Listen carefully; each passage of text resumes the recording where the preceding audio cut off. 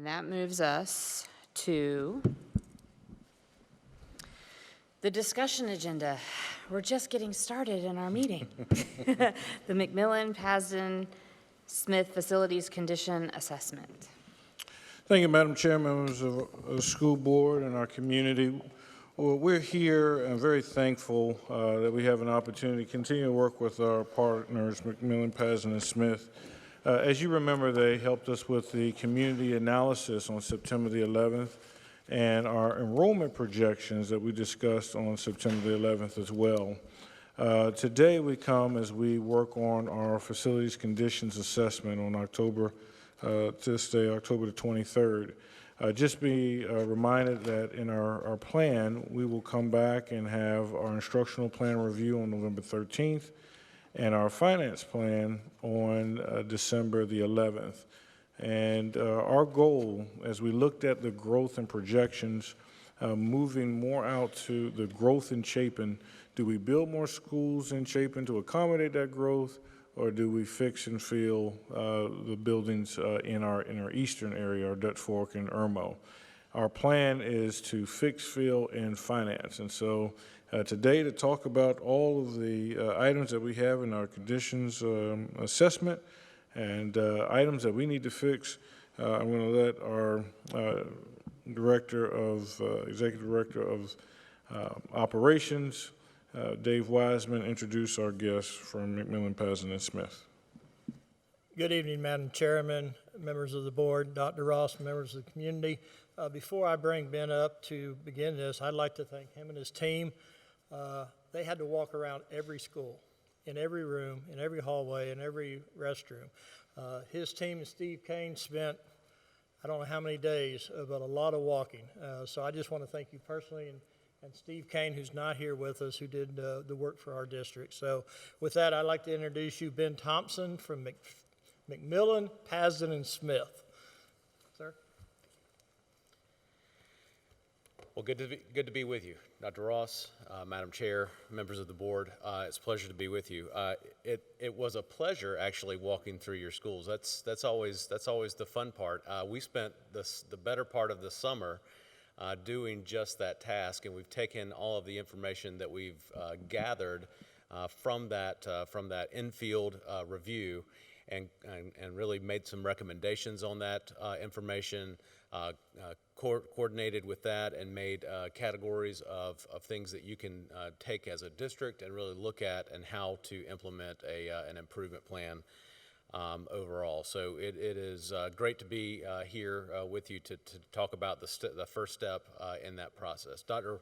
Ross mentioned this.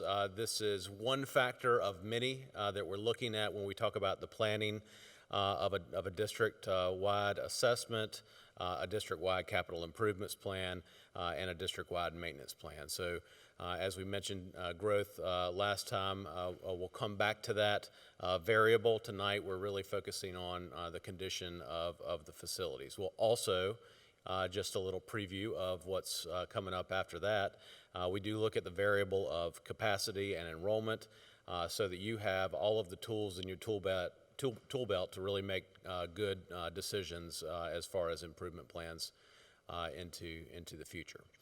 So we always start with the premise of why are we doing what we're doing, and really it's all about the condition, the physical condition of each of your campuses. So how do we keep those schools up to date? First and foremost, that infield visit allows us to see every single piece of every single building. We're not just walking the corridors, walking the halls, and walking around. We're getting on the roof. We're poking our head above the ceiling to make sure that we uncover as much as we can observe so that we can tag and put that into a report for the use. We are looking at and observing every single space. We are asking the principal of each one of those schools, of each one of the schools, to point us in the right direction for things that he or she may know of that really could use some improvement kind of overall. And then our team is going school to school and looking at each one of those facilities. We use a lot of technology to bring all of these pieces together. You might see on that iPad that is this building. We've got a team of folks that come out and note every single thing that they find out here kind of overall. We take a lot of documentation, meaning pictures. We take a lot of notations while we're in the field, of course, when we're looking at this facility. From there, we come back to our offices and put all of that information into a database so that we understand not only the things that we saw in the field, but the root causes of anything that looked suspect while we were out there. Those give us the ability to recommend different features, different improvements to you over time. We also then rate the facilities, the conditions of each one of the facilities, and we'll talk a little bit about that in a moment. One really neat thing about this is that you, just like most school districts, don't have a unified program that really has all of your information in one container. Now you do. You have floor plans, you have notations of each one of those floor plans. It is on a website that the district's operation and maintenance facilities can use and be reported to from not only now but into the future as improvements start to be checked off and rolled off into the future. So that's kind of the overview of how we go about it. We do a rating system, so I know tonight is all about ratings. We're really talking about all of those assessment features for the school district. But in our rating system, it rates from 1 to 5. But what I wanted to let you know about that is that that's time-based. So a 1 means that you really need to look at that. We would recommend that you really look at that feature in the next 0 to 2 years as something that needs to be corrected, improved, replaced, what have you, as part of the recommendation. That scale moves up all the way to 5 meaning it's almost brand new. There's no reason to look at that until you reevaluate it next time around. So the only other thing that I would say about the rating system is don't think that 5 is the best thing that you can do from a district overall. 3 is actually fair and an average condition, meaning it's working to the age and condition that it's in. So I don't want you to feel like if there's 3, then that we really need to work on that. You don't necessarily need to work on 3s. You need to take a look at them, monitor them, and make sure that they don't go down in rating over time, over the next 3 to 5 years. So with that being said, what we would deliver from after that, looking at the rating side of it, what we deliver to the school district are 3 things. One of those things you're going to see tonight, which is just a discussion of the deficiency reports. I've actually handed over the deficiency reports to the school district in that rating scheme that I described. That number 1 for the district, all of that is just like this. If you include everything, you're going to get a stack of books, kind of this big. So that's why we keep all that data in electronic format, and so that's been delivered over to the school district to begin their process of looking at what the highest priority is to use the funds in the immediate term. The second thing that we do from there is the district at the district level offer recommendations for individual schools, and those include costs of those improvements through time, both in terms of the highest priorities, 1, all the way to 2s and 3s over time as well. You as a board will see the roll-up of all of those things in an executive summary format so that you can understand how schools are rated, what they're rated, and why they're rated in that way. Rather than delivering you a 10,000-page report, which is totally available, we wanted to give you an executive summary to kind of read that data overall, and we'll talk a little bit more about that as we go along. One of the first things I'm showing here is just kind of, and I'll leave this, and I'm certain there will be questions about it, but there are a lot of things that, from a legend standpoint, you're going to see tonight that need a little bit of discussion prior to getting there. I'll start at the top right. You'll see 5 sections: Site BE, which stands for Building Envelope; Interiors; MEP, which stands for Mechanical, Electrical, Plumbing; and HSS, which stands for Health, Safety, and Security. Those are 5 major categories that we look at for each one of your facilities overall. Each one of those categories themselves have a number of items and deficiencies associated with them per school. The rating that you see down below those 5 categories is nothing more than a pure math average of what those individual deficiencies are that we found in the field. We start there because that begins to tell you the story about the volume of deficiencies that you might have inside of a space. That overall score that you see center top of the screen is nothing, again, more than a mathematical averaging of the 5 subsections that make up the categories of the facility. There are a few information pieces about each one of the facility, but I'll just focus for a moment on those pie graphs in the center, and you'll see this in the first slide next when it deals with the school district specifically. Instances are those deficiencies and recommendations that we're making. I can tell you for this school district, there are 7,000 lines of data that we've collected, more than 7,000 lines of data that we've collected for with each one of the schools, but summing them up and rolling them up into those instances and then subdividing them either into categories or into the different rating system kind of overall. So you can see an example of how we might think about that when we talk about the number or the volume of deficiencies overall. So a couple little caveats before we move on to the next step, which is this is part 1 of 2. Tonight, our big task is to really get you familiar with how the setup is kind of rolled up and overall. What this does and doesn't do, or what this does do, is point the district facilities and operations and maintenance departments in the right direction when they're prioritizing some of those immediate needs and long-term needs for the school district. What this doesn't do is tell you the whole story.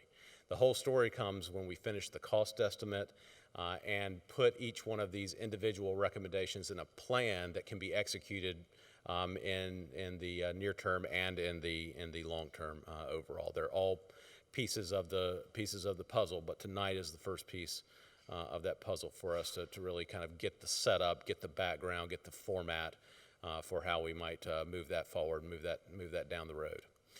So when we look at the district overall, this is a representation of all 7,773 pieces of information that we collected at each one of your sites. And we divide those on the left-hand side by that rating system, 1 being the most critical needs, something that you really need to take care of or look at over the next 0 to 2 years, all the way up to the 4s and the 5s, which are new or like new conditions. Don't really have anything other than to say they're in good condition and reassess them in 3 to 5 years and make sure they still remain in good condition. Overall, if you look at that, if you look at all 24 of the facilities that we visited, 65% of them have a rating of 3 to 5, and that's a really good figure. Really, what we would hope that you would focus on from a maintenance standpoint and from an immediate improvement standpoint would be your 1s and 2s, to really get those and understand those and how to capture those inside of an immediate plan into the future. On the right-hand side, we've done the same exercise. We've just sliced it by category. So the majority of the recommendations or the instances that we have in there fall in this case, in the interior environment, which is great. I noticed one thing is that most of them did not fall in the mechanical, electrical, plumbing side of that, and that's usually where your majority of your cost is. Kind of overall. So that's one takeaway from at least slicing it and looking at it in that way. Before moving on to the ratings, any questions about that? Any questions? Because the format is all pretty complicated. I want to bring us all along as we kind of go. So if we look at, and we'll just go through these quickly again. We have the granular of this This is nothing more than a roll-up of all of the granular pieces of information that we found. It should not tell you what to do with the school. The school district is really looking at each one of these individual schools and making their own plan as far as that goes. In this case, like I said, this helps prioritize and puts you on the right path for each one of these facilities that we're noting. I'm noting anything in twos, in the 2 category or in the 1 category this evening, and describing, for instance, Chapin Elementary School having some issues on its site relative to Dutch Fork Elementary School, which might have some additional needs on its site, but also some building envelope needs as well, roofing, exterior walls, windows of that nature. So what this does is it doesn't tell the full picture, of course, but it tells you what areas you need to focus on at each one of these schools in the short term, kind of overall. You can see in this list of elementary schools, and that's what we're doing first is elementary schools overall. You have the name of the facility, the size, and the enrollment from last year, and in the parentheses, just the age of the school to kind of give you an idea overall of what those facilities are. In this case, Dutch Fork Elementary School and Harbison West Elementary School were the lowest rating, and again, those are just mathematical averages of the things that we saw in the field, the deficiencies that we saw in the field. 3 of your facilities, Ballantyne Elementary School, Chapin Elementary School, and H.E. Corley Elementary School, a rating of 3. However, at least in the H.E. Corley standpoint, you've got some mechanical, electrical, plumbing items that need to be taken care of there, as well as some health, safety, and security items. Same thing can be said for Chapin Elementary School. It's a rating of 3, but it has some site issues that need to be addressed kind of overall. Irmo Elementary School, 3s and 4s, but rated at a 4 kind of overall. Rounding out the elementary school section, really the only one of note here is Nursery Road Elementary School, one that has a rating of 2. Really the building envelope, the mechanical, electrical, plumbing in this school is really what's driving that feature. For the other 2, you have Lake Murray Elementary School and Leap Park Elementary School at a 3, a rating of 3, which is good for the condition and age of those facilities, of course, but again, pointing the district and maintenance and facilities in the right direction as far as looking at individual items in mechanical, electrical, plumbing, and health, safety, and security. Of course, Oak Point Elementary School and Piney Woods Elementary School are some of your newer facilities, so not a surprise that they're rated 4. However, that does not mean that they're not individual 1s, 2s, or 3s in the deficiency list. They're just not as numerous as other facilities in that way. I'm sorry, rounding out now, the rest of the elementary schools, all 13 of them, was River Springs Elementary School at 4, and then Seven Oaks Elementary School at 2. Obviously having a lot of conditions that need to be looked at kind of overall for Seven Oaks Elementary School there. Moving on to middle schools, and we'll get to questions about these facilities in just a moment. Just from an overview standpoint, middle schools have several other more 2s than say your elementary school cohorts overall. Middle schools, in my terminology here, I'm also including the intermediate schools in there. Crossroads Intermediate, Dutch Fork Middle School, and Irmo Middle School having a rating of 2, and Chapin Intermediate and Middle having a rating of 3. This facility, one of your newer facilities as well, having a rating of 4, and then the rest of your high schools, either 2s or 3s, depending on their age and conditions that we saw out in the field. I'm going to stop here just for a second to kind of explain a little bit more about ratings, because we can use this facility as really an example of the number of deficiencies that we found. While CATS has a rating overall of 4, again, that doesn't mean that we didn't find anything here. It's our task to really identify all of the pieces, whether it's a new facility or not, so that you have so you can work towards planning to really get something to take care of preventative maintenance and get these facilities improved. So they last longer and really fulfill their mission as well. I can tell you, because I taught our entire team here at this facility, while we have a building envelope of 4, I can point to you in the courtyard about water infiltration into the building. There's an easy correction for that, but we documented that. That will be priced.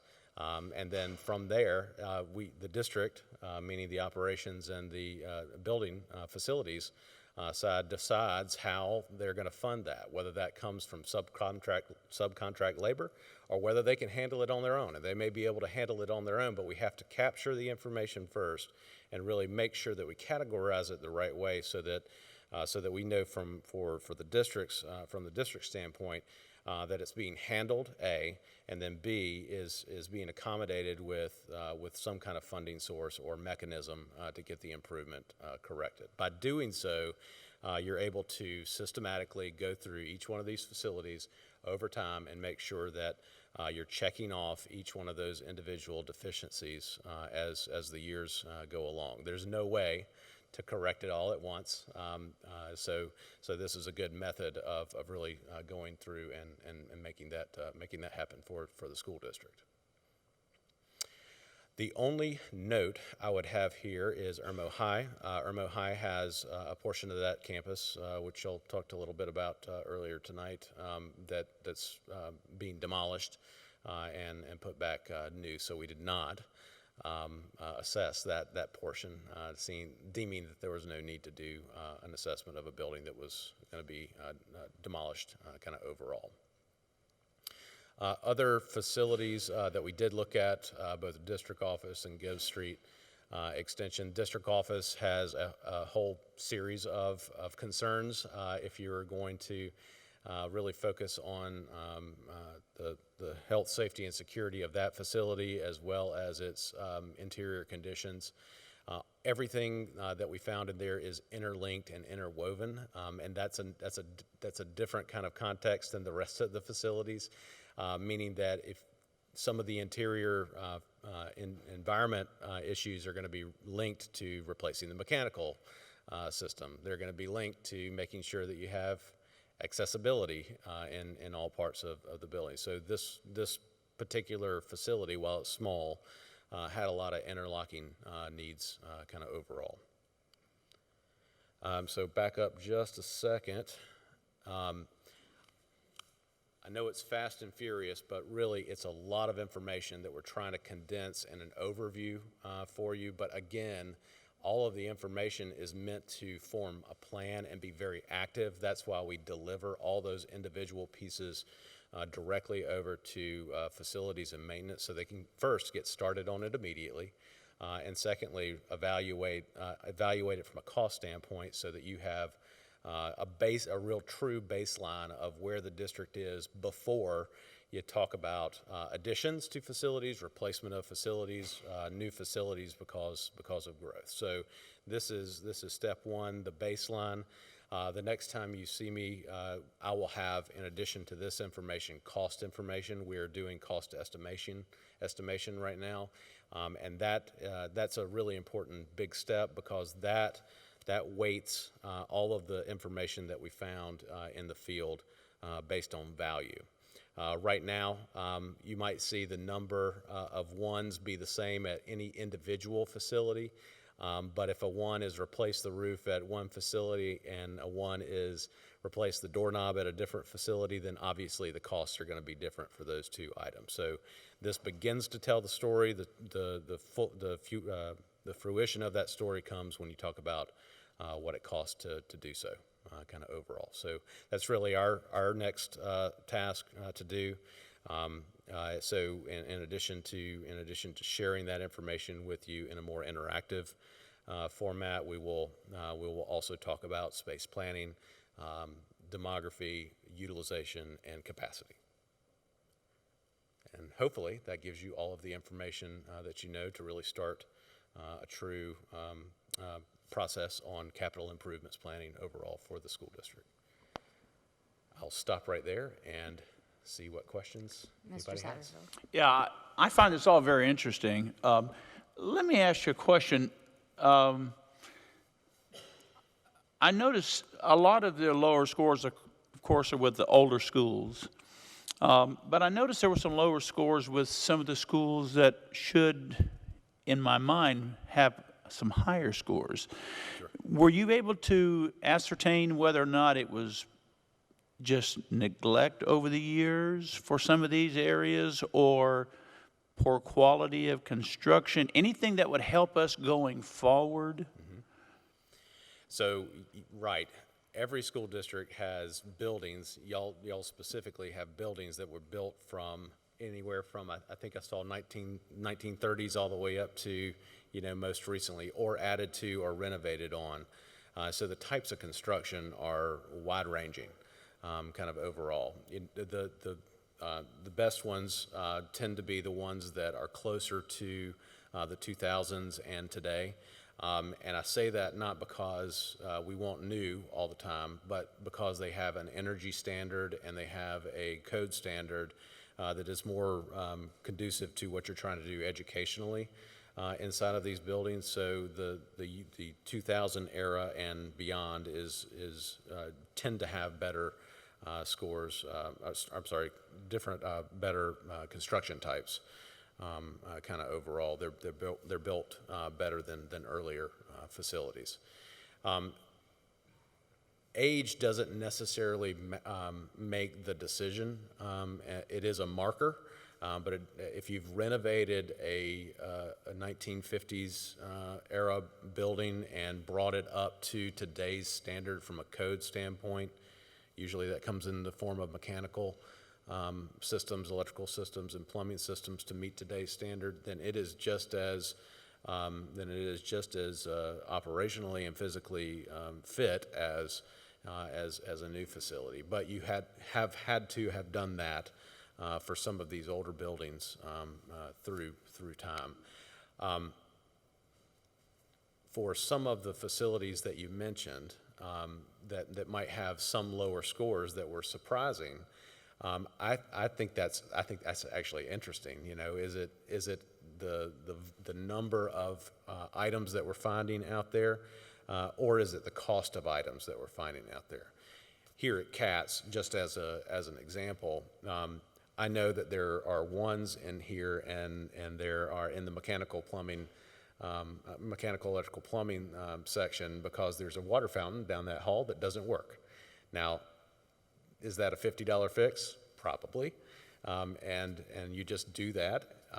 But a one at another facility might actually mean replace a significant portion of the roof. While we're telling the story as far as the volume right now, when you see the cost of these individual pieces, you'll be able to judge whether it's associated with age or the construction typology or not. At the end of the day, age is a factor, but not always. I would say also that this district has done pretty well at maintaining its facilities. If I'm looking at the entire roll-up of the facility assessment, is you're doing a pretty good job. Are there areas to improve? Always, but you're doing a pretty good job. Yes, ma'am. Sorry, Ms. Huddle and then Ms. Barnhart. If you don't mind, go back to, there was a slide that had Piney Woods on it. Sure. Yeah, and this is just a good example, because I have a question, and I have two questions like this, so I'll just ask that if I can in a row. Can you tell us more what interior means? Like what, just roughly kind of why that would have gotten a 3? Sure. Bear with me. Okay.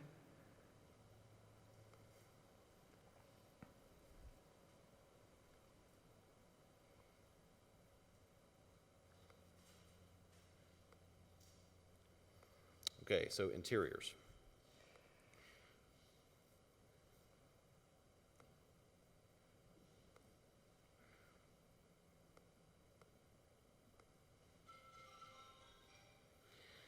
Interiors, this is where the volume does kind of matter. So interiors, we didn't find a whole lot. There were only 15 items from an interiors standpoint that really need to be addressed. Now, most of those items are 3, 4s, and 5s. However, because it's just simple averaging, if you look at 1s and 2s, there are some ACT, meaning ceiling tiles and grids that need to be replaced in the future. There are some floor tiles and some significant humps in some of the floors that also need to be corrected and taken care of. And we even noted in the art room and kiln room something like combustible materials being in close proximity to the kiln. So that would get a 1. For instance, does that cost you any money? No, but we would recommend, separating in a storage cabinet those kind of things overall. So we're trying to capture everything in this, and while it's an averaging, those averages don't necessarily tell you how much it's going to cost, or should it give you any pause about the overall health of the facility as well. This is just meant to not to talk about neglect, but to really make sure that we do, from a district maintenance standpoint, get the things done that we can do in the immediate term and plan for the things that we can't. Can I ask a related question? Okay, Oak Point Elementary, which is right above that, the site is a 3.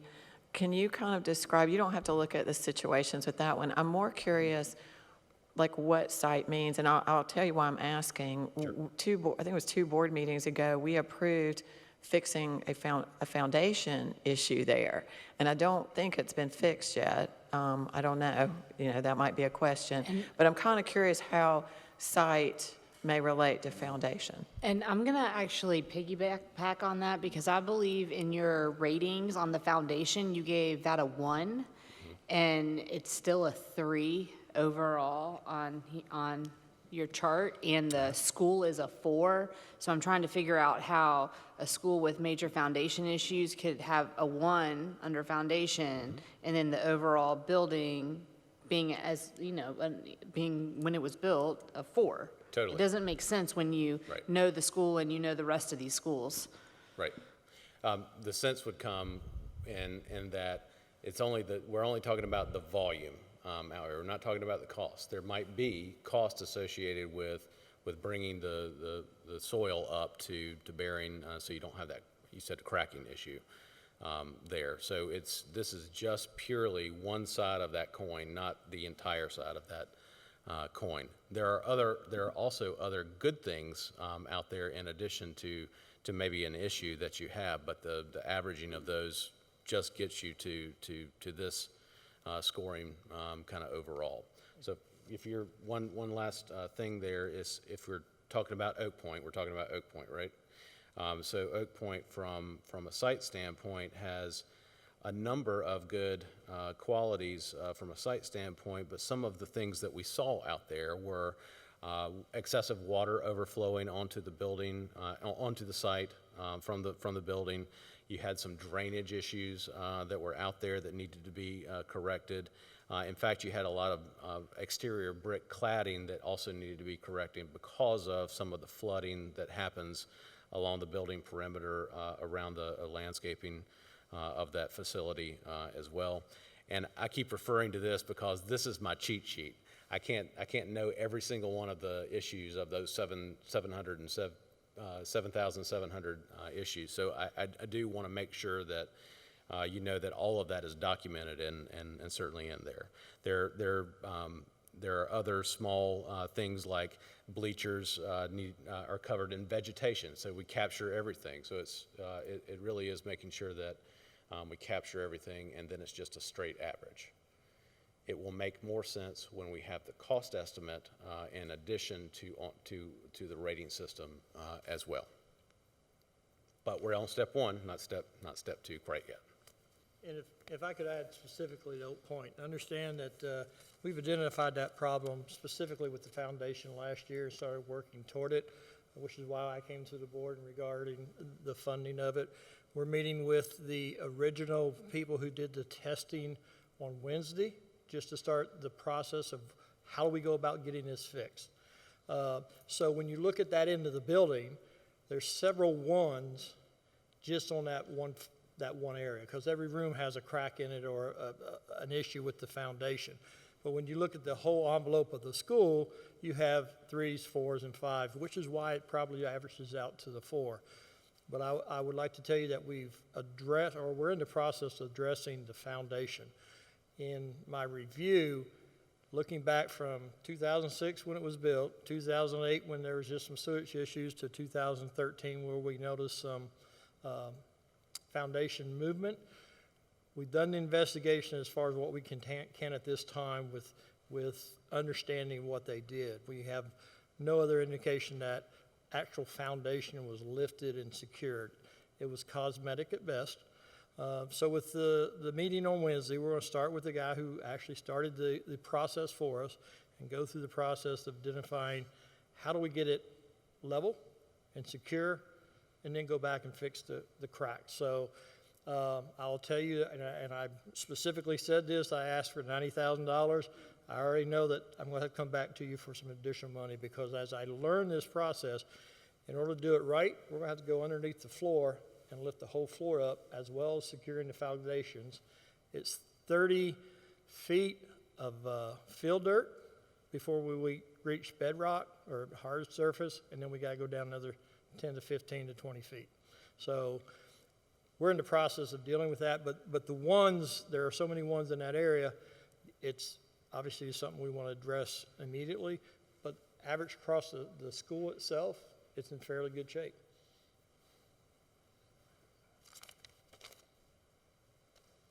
Anyone else? Do you have,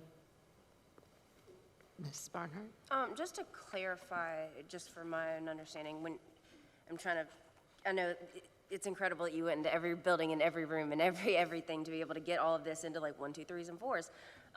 But looking at that in the HVAC world, so the mechanical, electrical, and plumbing, for example, your example earlier of, okay, one could be a 1 because there's a broken water fountain, but then another place it could be a 1 because, you know, all the pipe needs to be replaced with PEX, or say one could be a 1 if it's just like a broken, I'm trying to understand that, like if there's a broken thermostat, it could be a 1 in one place, or if there's a capacitor that needs fixed, it could be a 1 in another place, or Or if it's a you need a whole foundation. unit swap, you Yeah. know, Yep. in another place. So could you kind of explain that a little bit more? Sure. Remember back to that rating system, that chart at the very beginning. Because ratings are time-based, all we're saying with ratings is that these are priorities. Gotcha. We're not saying what it costs. We're not saying anything else other than we've got this number of ratings, and here's what you should focus on individually at that granular level, and then all of those are kind of rolled back up to give you kind of just an average score. And I'll be quite honest, this is only a piece of the story because cost does matter. But within that, what is this used for? This kind of is a really good scorecard for the school district to kind of make sure where we're going from a capital improvements plan standpoint, to get the temperature of where we are right now, and then also let's look at individual pieces at one school versus an individual piece at another school. Meaning, we might need to look at site at this school. Maybe that takes a higher priority than building envelope or interiors at another facility. So the time-based, the prioritization is really what we're trying to accomplish with the scoring. Gotcha. Thank you. Yes. So I'm trying to get back to the timeline real quick, because I have a question regarding when you will have, you may have.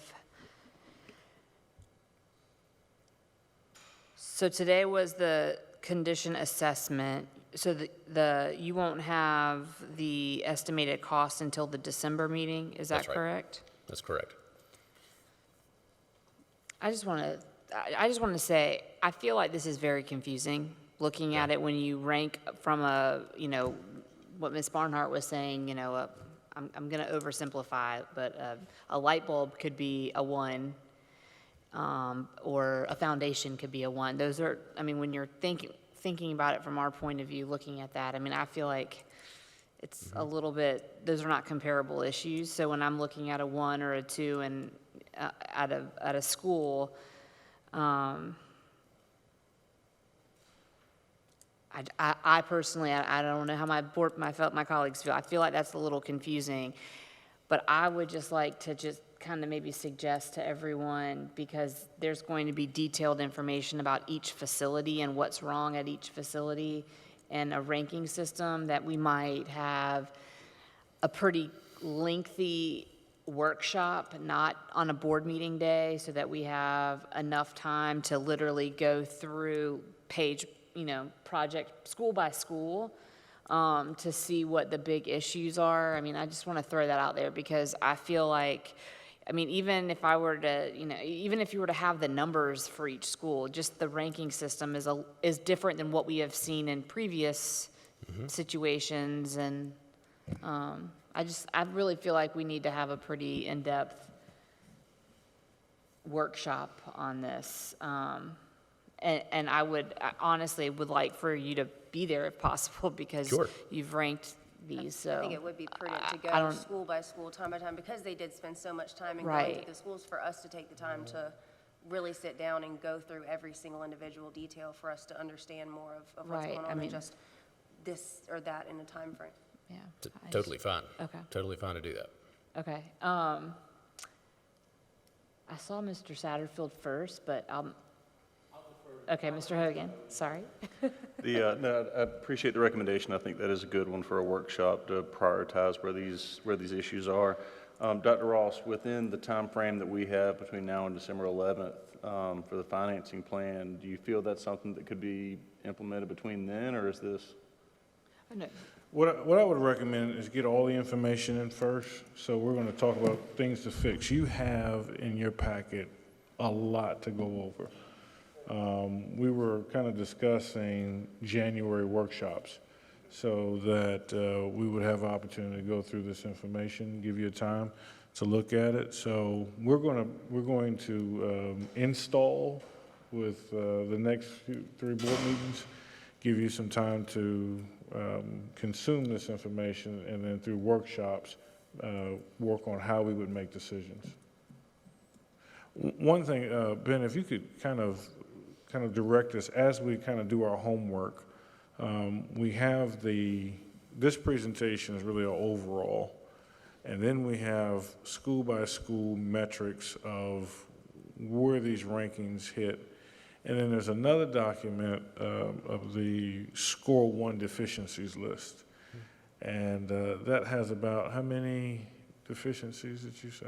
7,733, I think. It's Right. 7,700. So that's where we're working on now, is going through those 7,000 deficiencies to pull out which are the number ones. And these are just all, just kind of give you a visual. It's a reference book that we have, but Mr. Wiseman has it, which in this book here is all the level 1s in our district. So Because I asked for them. Barry can zoom in on that But one. But that's chapter 1 of 5. So we're looking at, the overall is truly a 30,000 view. But And then as you come closer to ground, you have the school by school. Right. And then we can actually land you on that book to, those are all number 1s. So we're taking that time, and that's why we're looking for ability to start addressing some of these now. Mr. That's Satterfield. absolutely right. I mean, I think, just from a prioritization standpoint, from your perspective, I would imagine that it sounds confusing because it's just a lot of information categorized in a lot of different buckets. And we got the information we got this presentation, and then there was some documents that were emailed out to everybody today, and so there's a lot of information, and it doesn't seem consistent looking at it when you get information the day of a board meeting. So hopefully, we'll be able to have all of this information It's all there. And be prepared for, and Dr. Ross sent me that when I asked. He sent me a picture of, well, this is what it is. So, Got it. you know. I know we had a question from Mr. Satterfield and Mr. Scully, so I want to make sure we, Well, I really didn't have a question, but I want to say thank you for your presentation and answering our questions. And I was thinking about the school renewal plan, and I believe that somebody just mentioned, maybe you, Ms. Hines, just the things that are most immediate that we really have to consider. And I think meshing the two will be helpful, and I don't think there's any other way to accomplish that than to have that working meeting. But so I appreciate you bringing that up, because I think that'll be huge for us. So. right. Mr. Scully? Yeah, I was just going to say, my takeaway from this, and really my advice to the board, is caution against drawing any kind of conclusions based on this presentation, because it is fairly misleading. The one from a 30,000-foot view, and I think that's just the point, is just to kind of present it at that level, but it is curious when you see the different, I am surprised by some of the scores. If that book is based on the ones, there's only one school, there's only one block with a 1 on. That's just that form. If you That's look at, just that one if you school? look at the email that was sent out That's all. today, there's like other, like, so when we were asking about Oak Point under the building envelope, it has 2 1s and a 3, but under here, it's a 3 and the school's a 4. And so that doesn't make sense to me. Yeah. Which is why I feel like we need to sit down and be able to have, have those questions answered. Yeah, so that book is just the ones for Chapter 1, Dutch Fork Middle? Chapter 2 is 3 times longer. Chapter for- 3 is 4 times longer. So When you say chapter, you mean like all of the 1 deficiencies? See, it just, that doesn't, If I could, I because know, I it just spent a lot doesn't of time this compute. weekend going through this, because when you just look at the numbers, everyone thinks 1 is the worst school.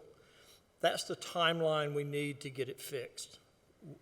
No more than 2 years. So that book contains every 1 deficiency in each building. Gotcha. Okay?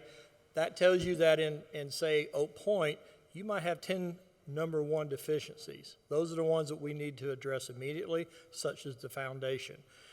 Here, he mentioned the water cooler. It needs to be fixed as quickly as possible because it's related to the student's health.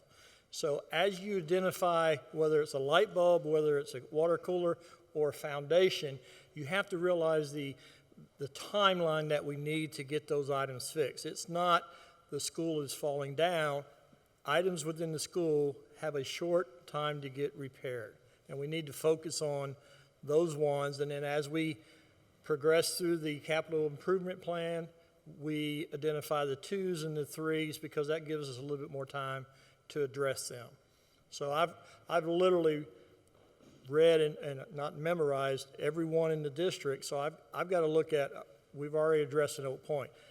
My other thing is, okay, a water cooler versus light bulb versus other things in the district, how we're going to lay that out so that it makes sense. It takes a lot longer to do the foundation, obviously, than it does to send someone out here to fix the water cooler. But there's still 1s in the sense that without those repairs within the next 1 to 2 years, it's going to get worse. So okay. Ms. Barnhart? if I'm just understanding them correctly. For example, this binder was probably something that it would be prudent of us to look over in our board workshop first, because this is the stuff that needs to be done within the next 2 years in the entire district, right? We wouldn't want to look at chapter 3 really first because that's not the most prioritized stuff that's going on. That would be that. correct. Anyone else? All right. I appreciate it. Thank you very Sure. much. Thank you very much. Thank you. Have a good evening. You too. Thank you. All right. Thank you, Ben. We appreciate the work and the diligence here. We know it took a lot of time and effort, and we certainly appreciate you pulling this together. We have a lot of reading to do and to catch up, but thank you for helping us walk through. I think I would rather go through it at 30,000 than go through that page by page, so we appreciate it. Sure. Thank you very much. All right, thank you. All right. That moves us to 19, which is the district's Realtor listing for 23-24 Exhibit L. Dr. Ross? Yes, ma'am. As stated in our last meeting, under Board Policy FEE, site acquisition allows the administration to prepare options for site acquisitions for the board's consideration.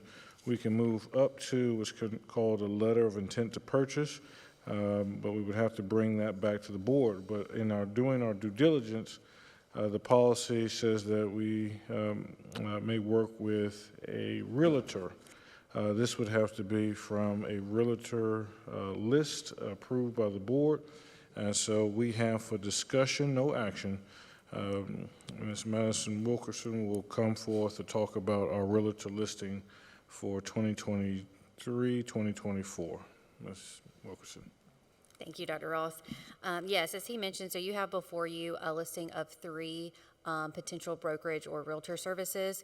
Under our procurement code, under Section 710, brokerage services actually are exempt, similar to attorney or legal advice under item 6. But it does say that they must be approved by the board. So we do think that this is something that we should do annually, similar to how we do attorneys, where we come to you each year, we give you a list, and y'all approve. So we would really like to kind of start that going forward. So this would be our request for the 23-24 year. Through our procurement department, we did write up a simple solicitation. It wasn't anything formal, but we did request some information from local and state and even some national firms to see if they would be interested in working with the district. Some of the items that we requested were certainly their references, their experience level, their fees, their percentages, and any recent transactions in the area, just to kind of give us a better knowledge of these firms. We did receive 3, again, informal responses back. They were from NAI Columbia, Mabry Commercial Properties, and Colliers International, South Carolina. And so with your approval, we would request to move forward with keeping them as our official listing of real estate or brokerage services, and that we could potentially call on them at any point during the 23-24 school year. Any questions, Mr. Hogan? And it's been a while since I've read policy FEE, but does it still state in there that they have to be a licensed realtor versus a real estate agent, or does that? The policy reads, retain a licensed realtor approved by the board to represent the district as a buyer if necessary. Yes, sir. And I know a while back, an old friend of mine, Carol Sloop, told me about the difference between the two. I'm assuming all 3 of these on the list are licensed realtors. Yes, I can go back and confirm, but I believe so, that these were recommended to us actually by one of our attorneys, and so we contacted them. But I can certainly double check that. Great, thank you. Yes, sir. Ms. Huddle?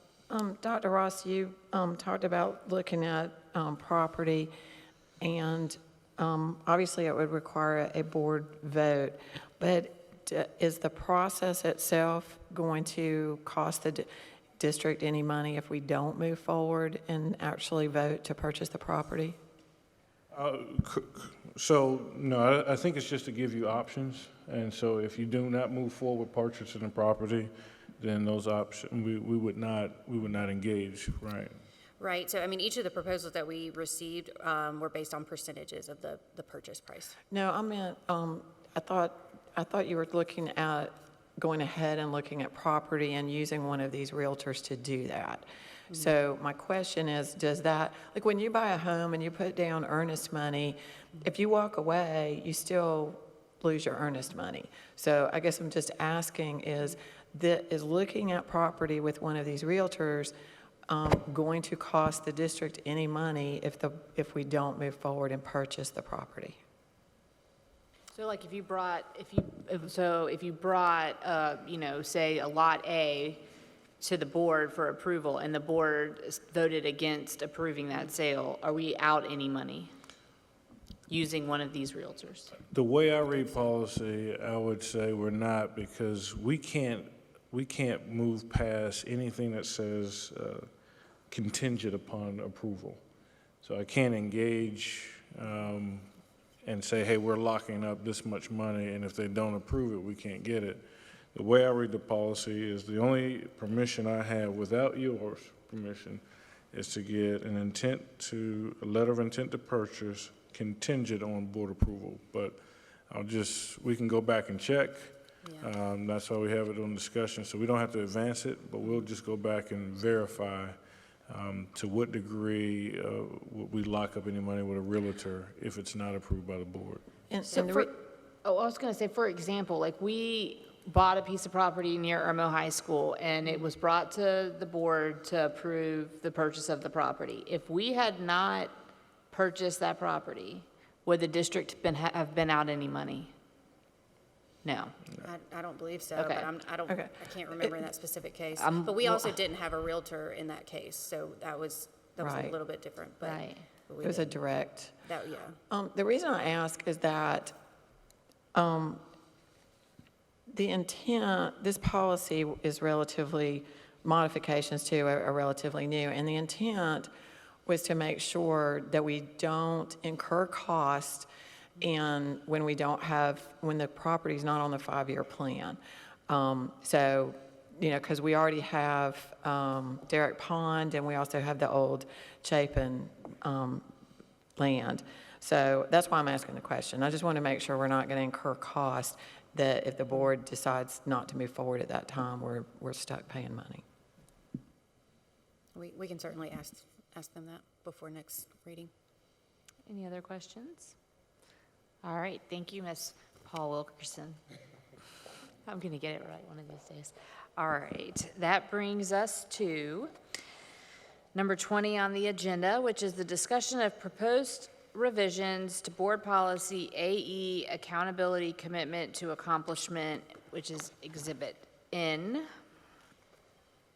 And this is a draft policy that was compiled after our board workshop last meeting. I'm trying to get to it. And this is the policy that we need to fine-tune and approve before the Cognia accreditation at the beginning of the next year. And Dr. Ross, do you have anything for this? I know, I believe Ms. White compiled a policy based off of our conversations. Yes, Madam Chair, members of the board, just kind of as an overview, there are 30 standards from our accreditation organization, Cognia.